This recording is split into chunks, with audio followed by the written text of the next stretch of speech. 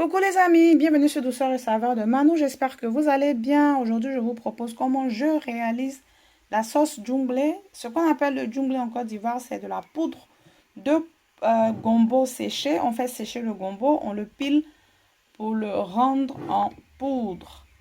Alors, j'aurai besoin d'huile de palme, de piment, d'un oignon, d'une tige de cablette, de poisson séché, poisson qu'on appelle mangue sec, de crevettes fumées ou séchées. Et je vais aussi rajouter des champignons. Les champignons, je les ai trempés dans de l'eau chaude pour les ramollir et aussi pour pouvoir retirer tout ce qui est à l'intérieur comme graines de sable.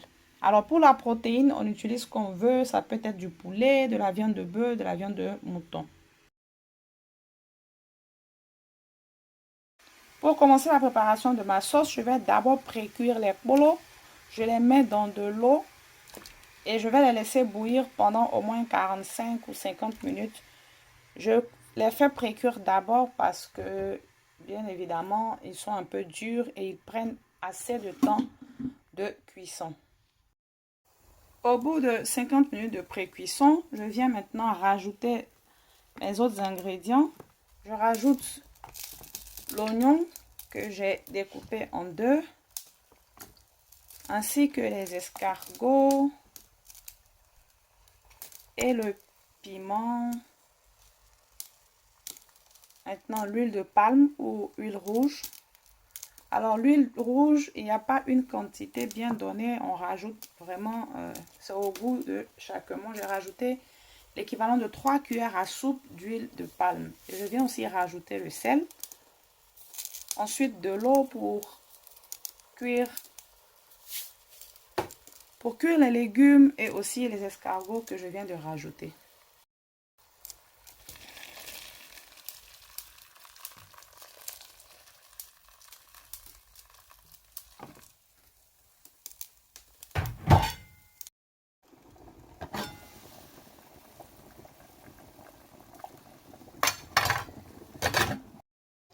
Après une bonne demi-heure de cuisson, je viens retirer les légumes, c'est-à-dire l'oignon et le piment pour les écraser ou les mixer, les réduire en purée et les rajouter encore à la sauce.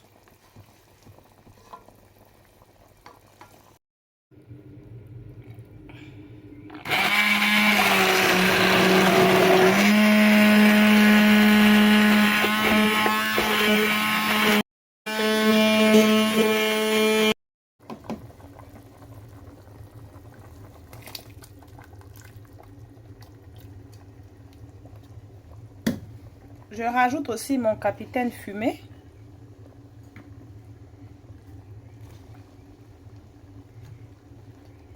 Ainsi que les champignons que j'avais trempés dans l'eau tout à l'heure. Je vais rattraper aussi avec un peu d'eau.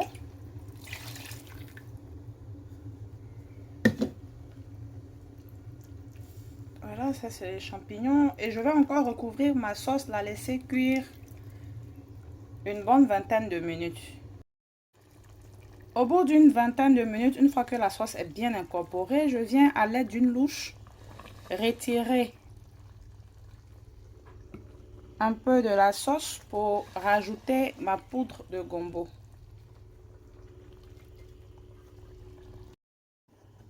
À la sauce que j'ai retirée, je viens rajouter la poudre de gombo en pluie. Et à l'aide d'une fourchette, j'essaie de fouetter pour incorporer le tout pour éviter qu'il n'y ait des grumeaux.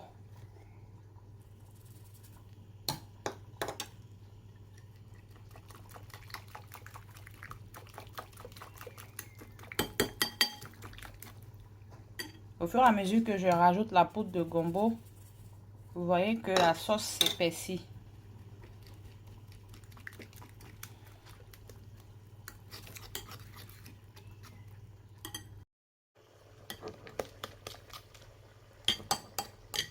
La pâte que j'ai obtenue, je vais la rajouter à la sauce.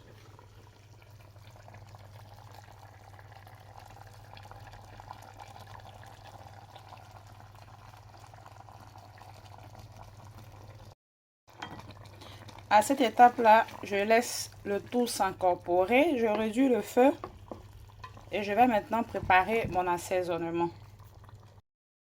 Mon assaisonnement, c'est comme dans toutes mes sauces. Il est composé de crevettes séchées, de poissons séchés, le poisson qu'on appelle dagina ou encore mangue sec, ainsi que la moitié d'un oignon violet que j'ai découpé en morceaux. Je vais mettre le tout au mixeur avec du sel. Et la pâte que je vais obtenir, je vais l'utiliser pour assaisonner ma sauce.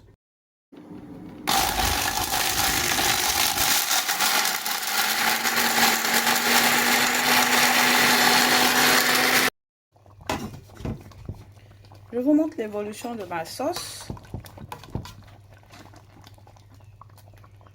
à laquelle je vais venir rajouter le mélange que je viens de mixer, poisson séché, crevettes séchées et sel. Et je viens aussi rajouter des crevettes. Les crevettes, je les rajoute en fin de cuisson parce qu'elles ne mettent pas assez de temps pour cuire. Quand elles mettent trop de temps au feu, elles deviennent dures et pas très agréables à manger. Je vais donc laisser la sauce continuer à cuire à feu moyen et dans 10 minutes, elle sera prête à être servie. Et voilà, la sauce est prête. Alors, il faut savoir qu'il y a certaines personnes qui préfèrent la sauce plus légère. Dans ce cas, il faudra rajouter moins de poudre de gombo. Et si vous aimez votre sauce plus épaisse, eh bien, vous rajoutez plus de poudre.